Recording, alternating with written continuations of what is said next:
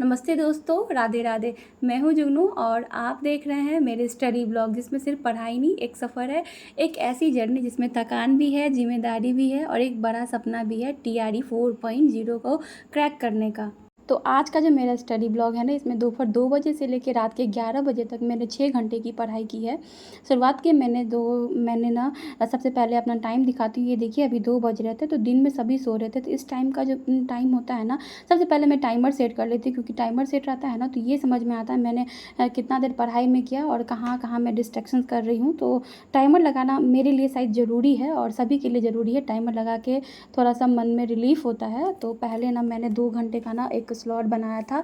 उस स्लॉट में मैंने याद करने का सेक्शन लिया था। लिटरेचर्स के कुछ जो क्वेश्चन थे, मैं उसको लैपटॉप से अपना याद कर रही थी। बहुत ज़्यादा तेज़ धूप था, नींद भी बहुत ज़्यादा आ रहा था और डिस्ट्रैक्शन तो भर भर के आ रहा था। लेकिन अभी TRE 4.0 10 अगस्त से पहले कंडक्ट होने का चांस है, तो उसके लिए तो फिर भाई मन लगा के पढ़ना पड़ेगा। लेकिन मन में एक आवाज़ थी, अगर आज हार गई तो कल का सपना अधूरा रह जाएगा। इसीलिए नींद को, प्यास को और चाय पीने की तलब को, सभी को गोली मारो और अभी जो मैंने अपना गोल सेट किया है उसको कंप्लीट करो। तो फिर ना मैंने 2 घंटा का ना लगातार पढ़ाई किया और फ़ोन भी गया भाड़ में। भाई इस टाइम में तो कुछ भी नहीं समझ में आता है।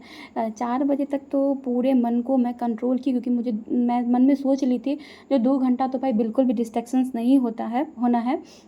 एंड देन उसके बाद मैं उसे कंप्लीट भी किया। फिर मेरा भाई भी उठ गया था और फिर ये देखिए, मैं ना फिर ना 4 बजे तक, 3 बजे तक पहला एक स्लॉट याद करने का था, वो याद कर ली। फिर उसके बाद ना सोची जो चलो अब याद हो गया, क्योंकि बोलते बोलते बोल बोल के याद करते तो मुंह थक जाता है। फिर मैं ना इंग्लिश का वो एक टॉपिक कंप्लीट की। सोची चलो अब मैम का वीडियो देख लेते हैं, तो थोड़ा सा अपने मुँह को आराम देते हैं। और फिर मैम का वीडियो मैं कंप्लीट करने लगी और फिर ये देखिए 4 बज गए थे।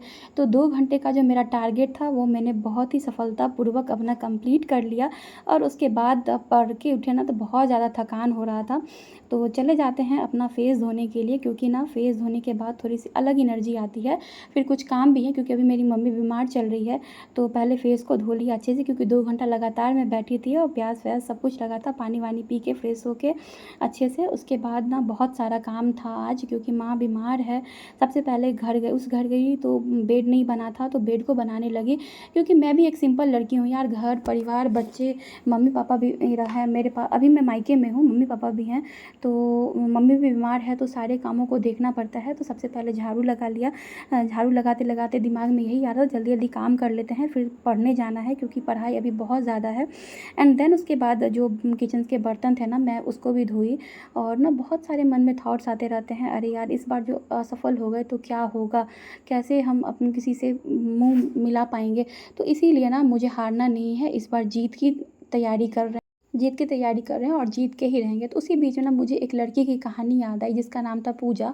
वो छोटे से गांव में रहती थी, सुबह सुबह स्कूल जाती थी, शाम को माँ के साथ फील्ड में काम करती थी।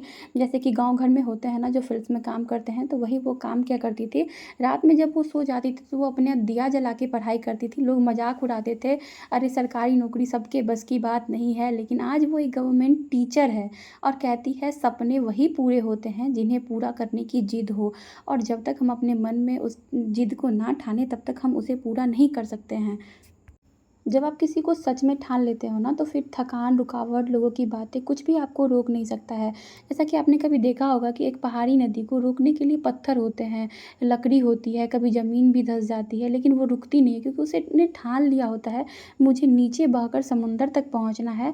आप भी वही बनो। अगर TRE 4.0 क्लियर करना है तो ठान लिया है, तो फिर हर दिन एक मिशन है। हर सुबह अपने आप से एक ही बात कहो, मैं कर लूँगी, नहीं तो मैं हार नहीं मानूंगी, मैं रुकूंगी नहीं, मैं हार नहीं मानूंगी। जब तक रिजल्ट मेरे नाम के साथ सेलेक्टेड लिख कर नहीं आता, तब तक चैन से मैं नहीं बैठूंगी। याद रखो, ठान लोगे तो दुनिया भी कहेगी हाँ ये बच्चा करके दिखाया है। जो लोग आज आप पर हंस रहे हैं ना, वही कल आपकी सक्सेस स्टोरी सुनाकर ताली बजाएंगे। तो चलो आज से हर दिन, हर रात, हर घंटे को उसी माइंड सेट के साथ जियो, मैं ये करके रहूँगी।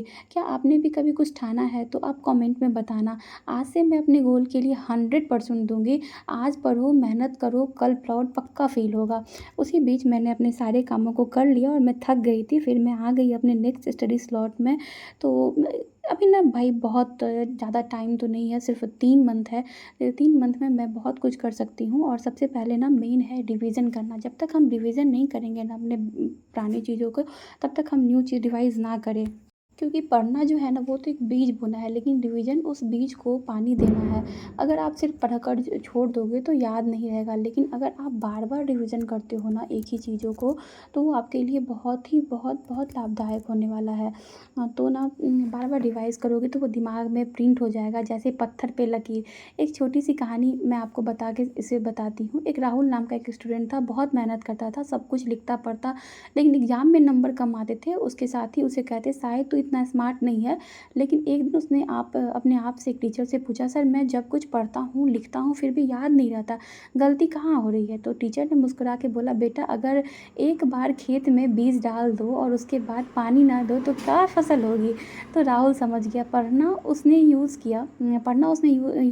पढ़ना उसने किया ही था, लेकिन रिवीजन उसने नहीं किया था। अगली बार उसने हर संडे सिर्फ रिवीजन के लिए रखा, छोटी छोटी टेबल्स लेके बड़े टॉपिक्स तक बार बार रिवाइज किया। अगर फिर से जो उसका अगला एग्ज़ाम किया उसमें वो टॉप कर गया।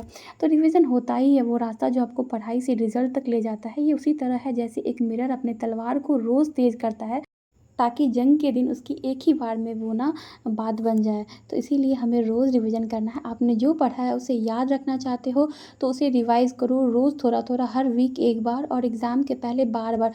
जितनी बार रिवाइज़ करोगे उतनी बार दिमाग स्ट्रॉन्ग होगा। तो आज एक नया चैलेंज ले लो फिर से, हर दिन के लास्ट 30 मिनट सिर्फ रिवीजन के लिए रखना है। और कमेंट में लिखना ना भूलना, मेरे रिवीजन रूटीन शुरू हो गया है। क्योंकि पढ़े बिना सिलेक्शन मुश्किल है और रिवाइज़ किए बिना सिलेक्शन नामुमकिन है।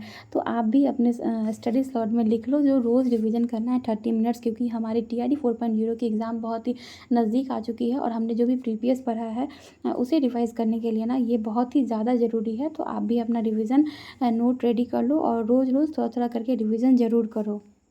तो फिर मैं बात करती हूँ ना, जब मैंने 2 बजे अपना स्टडी चैलेंज किया था, उसी इनको करते-करते अभी रात का टाइम आ गया है और मैं खाना खाने भी लगी। रात के 9 साढ़े 9 के आस-पास हो गए थे और अप्रॉक्स मेरा जो 6 घंटा का स्टडी चैलेंज था वो मैंने कंप्लीट कर लिया। मेरा टारगेट डन हो गया। Okay, bye-bye.